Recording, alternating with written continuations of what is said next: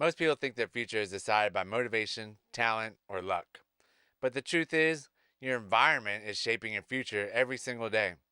The people around you, the things you consume, the conversations you entertain, the standards you normalize. Your environment is either pulling greatness out of you or slowly lowering your potential. Now's the time to pick. Welcome back to the Marcus Allgood Show. I appreciate everybody listening and watching and sharing the show. Like always, if you're getting value out of this, please share it and send it to a friend. The invisible influence of the environment. Your environment affects your habits, your mindset, your energy, your standards, your identity, without you even realizing it. You adapt to what's around you. You become what you repeatedly surround yourself with. So when you're thinking about, trying to work out, you go surround yourself with people that obviously work out.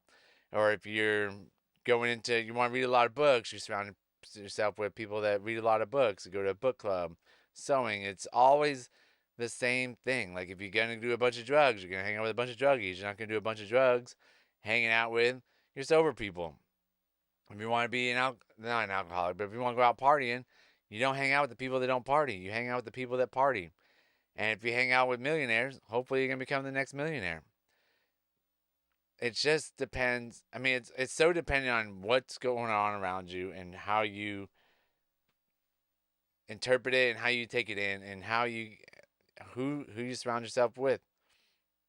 So why the environment matters more than motivation. Motivation will fade, it goes away, and environment stays. Your environment's always going to be there until you change it. A strong environment makes discipline easier, makes growth normal, makes standards visible, reinforces good habits. A weak environment normalizes excuses, rewards comfort, distracts you constantly, and keeps you emotionally stagnant. A lot of times with the coffee shop, I think that, I normalize the excuses instead of changing my environment on who I hang out with. Should I be hanging out with other coffee shop owners, which I don't? I hang out with a lot of realtors instead. And it's one of those, where do I need to fit in with my surroundings? Hanging out at the coffee shop isn't going to make my coffee shop better. It does a little bit, but I need to get out there and promote it more and figure out what other people are doing, what other people want to do. So a lot of times I'll normalize the excuses of, why it's not doing good or why it's doing good. Things like that. Like, do I have an employee issue? Do I not? Is it a location issue? Is it not? There's all sorts of different things that go into it. And the more I learned is a lot of times it's a employee issue where I don't have enough employees and it makes the coffee shop slow and people are trying to get in and out, not just hang out. And sometimes it's, luck of the draw. Just depends on who's running specials somewhere else. It's always different. Every day in retail and restaurant, it's always different. So your environment will always overpower your intentions. So make sure to hang out with the right people and don't make a bunch of excuses and try and figure out the solutions to the environment that you're in. Different types of environment are your physical environment, your room, your workspace, the gym, the home. Chaos outside creates chaos inside. And we've talked about that before. If your room and your closet is a mess, like the outside is going to be even more of a mess. If you jump in your car and it's a mess, you got bottles everywhere, energy drinks, coffee cups laying everywhere. It's just going to create even more chaos in your work life. It's just everywhere you go, you're gonna find the chaos because your brain is looking for the chaos that you have in your car or in your house. Your social environment, your friends, your coworkers, your relationships, people influence what feels normal.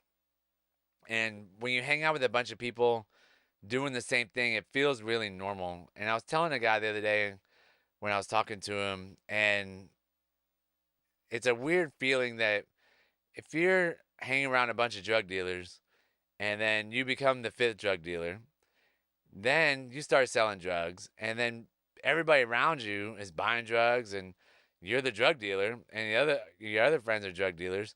You really start to think that this environment's normal and it's legal because all the people you hang around are doing it. You don't see the people on the outside that don't do drugs, that aren't selling drugs, that know it's illegal. The cops know it's illegal. and then somebody gets busted, you get mad because the cops busted an illegal operation because you are surrounded so deep into that environment that you actually think it is true and legal to be able to sell drugs and do drugs. It's just weird how the brain will trick you into thinking that that's normal, and it's not normal at all. Like, you're not supposed to be out there selling drugs. So the digital environment, social media, podcasts, music, content, what what consumes you becomes internal dialogue. It's just one of those things that it really it really tells a story on what you consume, because of the fact that, I used to think, not that, but what you can consume can really actually change the brain on how you think and how you see things, because of the fact that if you sit there and watch a whole bunch of scary movies, you're going to think, there's scary things around behind every door. If you watch a bunch of funny things, you're going to think there's a lot of laughter in the world.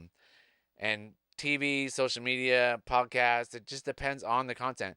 And I was talking to another guy the other day about this also. It goes on in the same environment, kind of the drug dealer and everything. But if you go talk to a divorce lawyer, and this is kind of going from what environment, not the digital environment, but the environment kind of coming from a podcast. If you listen to a divorce lawyer podcast, you're going to think everybody's getting divorced. Like, everybody in the dog is getting divorced. Like, it's 100% divorce rate.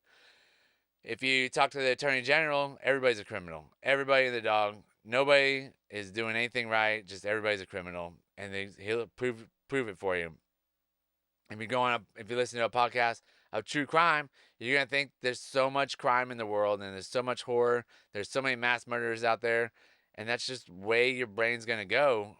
But you have to be able to filter it, and if you can't filter it, that's when these environments that you're stuck in put you in the area that you don't need to be in. So one of the line drops I have today: if you feed your mind negativity every day, don't be surprised when your life feels heavy. Don't be surprised when you're just tired all the time and you don't see any joy in the world. You're not grateful. You're not joyful. You're just negative all the time. And nobody wants to hang around you at that point. So, how environment quietly lowers standards.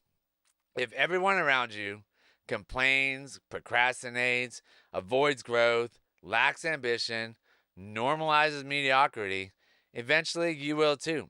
And it actually kind of happens in the shop. Sometimes, I don't crack down on people, and it starts getting mediocre, and that's not what we want.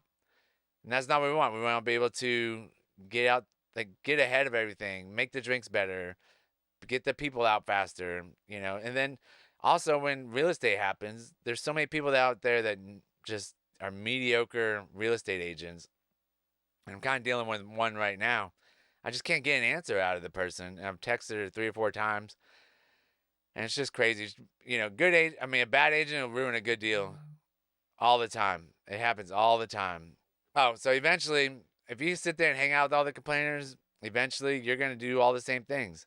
Not because you're weak, because humans adapt.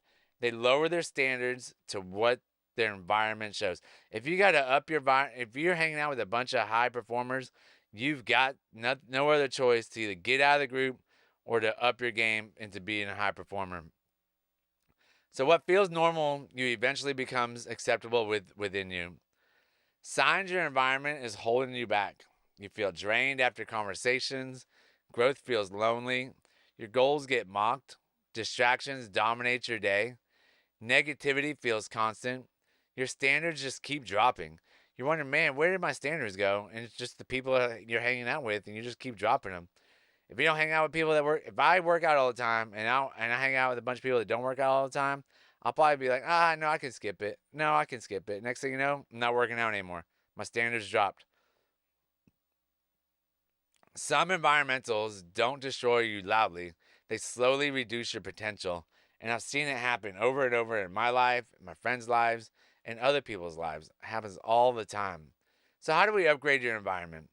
Audit your inputs. Who and what are influencing you daily?